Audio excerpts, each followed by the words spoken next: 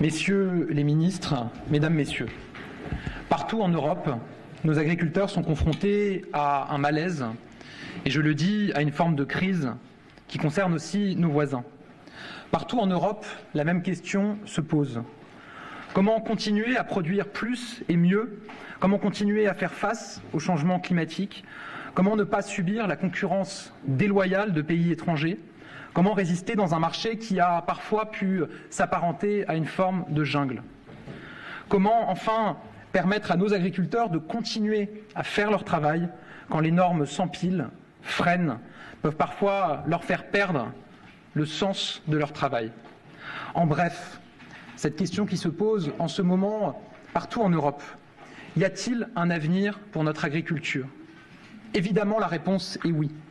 Et depuis 2017, nous avons voulu agir pour le montrer. Nous avons créé une assurance récolte pour soutenir face aux aléas climatiques. Nous avons porté les lois Egalim, sans doute imparfaites, mais qui nous ont permis de sortir de la loi LME de 2009 qui donnait les pleins pouvoirs à la grande distribution. Nous avons fait le Varenne de l'eau, développé des plans de filière et nous avons été au rendez-vous pour accompagner face aux catastrophes climatiques. Je pense au gel, à la sécheresse, à la canicule, aux inondations, aux tempêtes, aux maladies. Avons-nous répondu au malaise? À l'évidence, non. Avons-nous fait des erreurs? À l'évidence, oui. Il faut avoir la lucidité de le reconnaître. C'est ce que j'ai fait vendredi dernier en Haute-Garonne, en annonçant l'abandon de la réforme du GNR qui ne marchait pas, ne pouvait pas marcher, notamment parce qu'elle était complexe et pas assez juste pour les petites exploitations. C'est ce que j'ai fait aussi s'agissant des normes, qu'on a parfois laissé continuer à s'empiler, sans penser aux agriculteurs, sans penser assez aux agriculteurs qui devaient les appliquer. Là aussi, j'ai dit stop et j'ai lancé un travail sans précédent de simplification, à la fois au niveau national, avec 10 premières normes simplifiées et supprimées dès la semaine dernière, et au niveau local. Sur la trésorerie de nos agriculteurs, l'État a été trop lent dans le versement de certaines aides. Alors partout, nous accélérons. Je pense aux aides d'urgence, je pense aussi au remboursement TICPE, je pense évidemment à la viticulture. C'est ce que nous faisons aussi sur la loi Egalim. Cette loi protège nos agriculteurs et leurs revenus, mais dans les faits, elle est souvent contournée. Alors, la semaine dernière, nous avons doublé le nombre d'inspecteurs chargés de contrôler les prix. Nous doublons le nombre de contrôles et nous serons intraitables pour les entreprises qui ne respectent pas les règles d'Egalim. En présentant ces mesures la semaine dernière, je l'ai dit, ce sont de premières mesures. Elles sont là, concrètes, tangibles, mais elles en appellent d'autres. Ma méthode est claire et basée sur 3 principes. D'abord, la réactivité. Je veux rappeler que j'ai reçu, dès les premiers jours du mouvement et après ma nomination, l'ensemble des organisations représentatives des agriculteurs. Dès les premiers jours, j'ai voulu engager un dialogue et une négociation avec eux dans un objectif clair, avancer le plus vite possible. Deuxième principe de ma méthode, le dialogue. Depuis 2 semaines, j'ai passé avec Christophe Béchu, Marc Fesneau, Bruno Le Maire, tout le temps nécessaire à dialoguer avec les organisations agricoles. Jamais le dialogue n'a été rompu, jamais ma porte n'a été fermée. Respecter les agriculteurs, c'est aussi les écouter, c'est ce que je crois nous avons fait ces dernières semaines. Enfin, 3e principe, la transparence.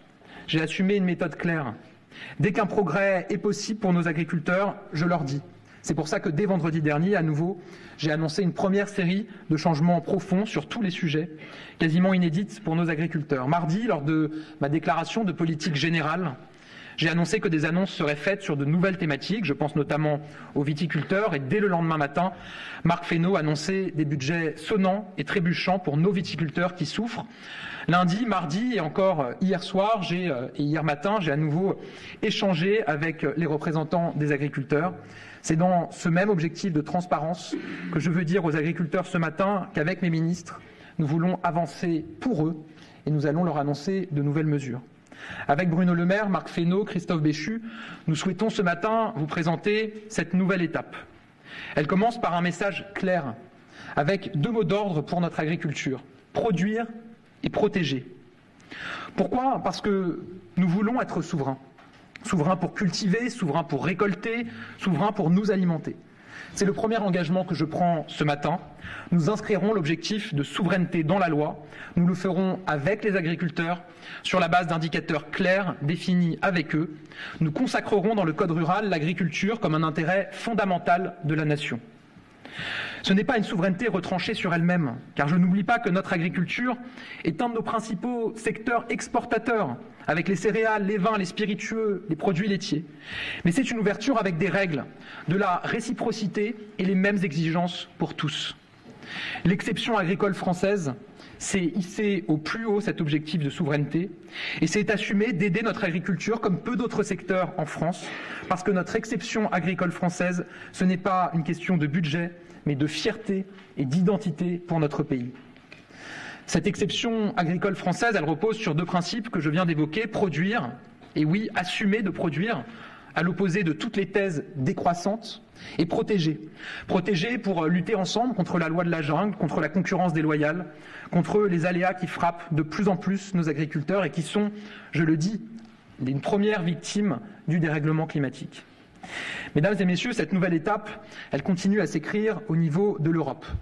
Mettre fin à toute naïveté, tout laisser faire et à l'arrivée de règles et de normes dont nous ne voulons plus.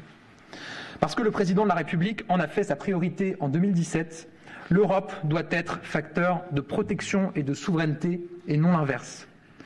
Le président de la République, le gouvernement sont très mobilisés sur le fonds européen parce que beaucoup se joue à ce niveau-là. Le travail continue en ce moment même à Bruxelles, où se trouve le président de la République. Nous avons eu de premières avancées majeures sur les importations ukrainiennes, sur les jachères, sur le Mercosur. Nous défendrons aussi une évolution s'agissant du ratio prairies et des prairies sensibles. Dans l'attente d'évolution au niveau européen sur ce point, nous appliquerons une dérogation à l'obligation de réimplantation pendant 1 an. Nous devons nous remettre autour de la table pour mieux protéger nos prairies essentielles à nos paysages et à la lutte contre le changement climatique, tout en sortant de situations totalement absurdes où des agriculteurs sont obligés de réinstaller des prairies alors même qu'ils ont arrêté leur activité d'élevage. Cette nouvelle étape, elle s'écrit aussi évidemment au niveau national.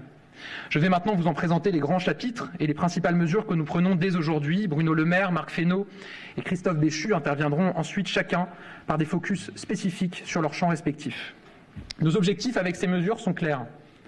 Mieux reconnaître le métier d'agriculteur, redonner de la valeur à notre alimentation, redonner du revenu aux agriculteurs, protéger contre la concurrence déloyale, simplifier la vie quotidienne des agriculteurs, lutter contre les surtranspositions, assurer l'avenir et préserver notre souveraineté face au changement climatique.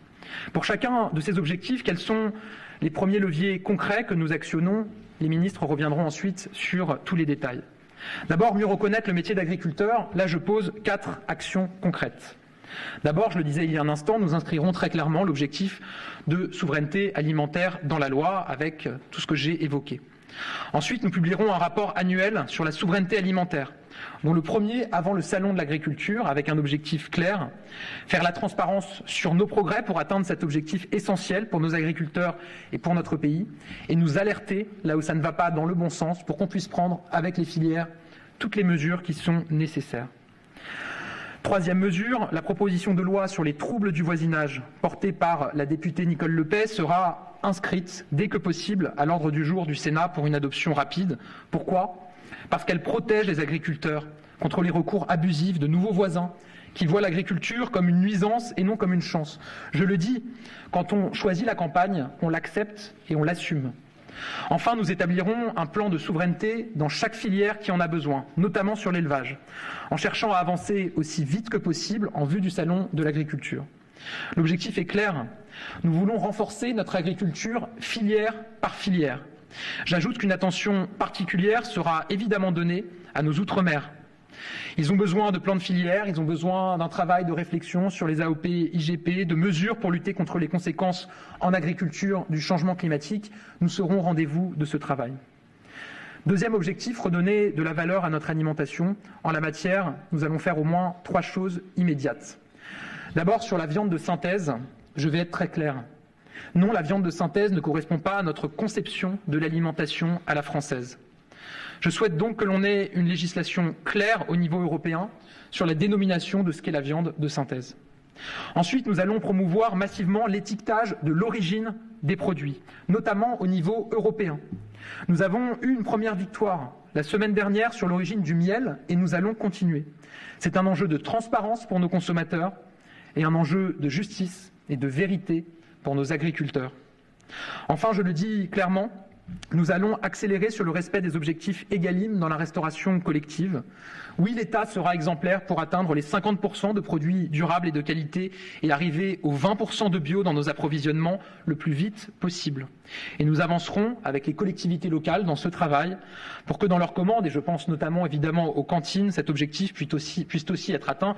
Je sais que beaucoup de régions se sont d'ores et déjà engagées sur ce sujet. Autre objectif, redonner du revenu aux agriculteurs. Là, on est sur un des cœurs du sujet. Pourquoi ? Parce que le revenu des agriculteurs, c'est la dignité de nos agriculteurs. Nous allons renforcer la loi Egalim. Bruno Le Maire y reviendra dans un instant.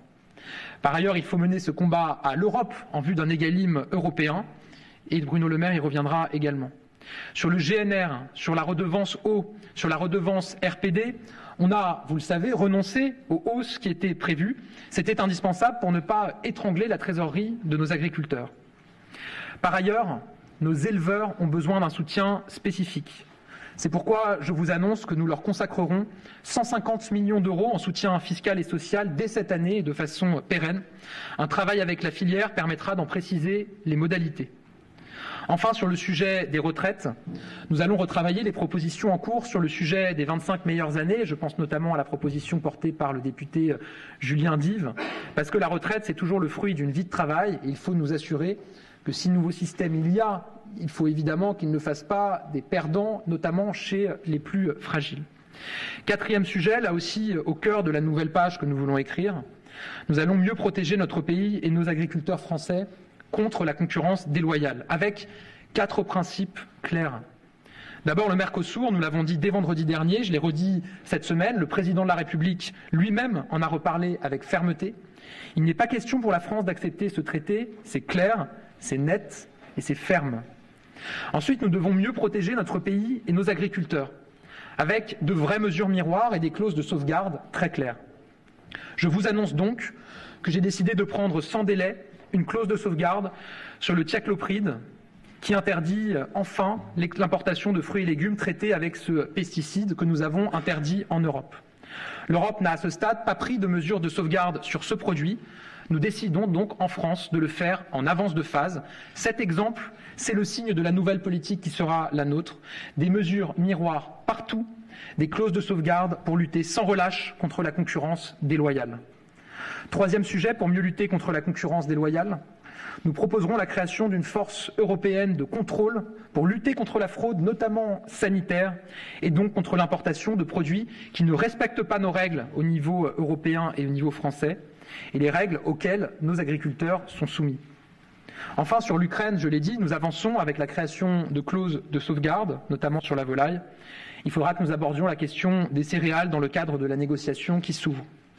Cinquième grand objectif que je vous présente ce matin, libérer, déverrouiller, simplifier la vie de nos agriculteurs. Cela passe par 2 axes très forts.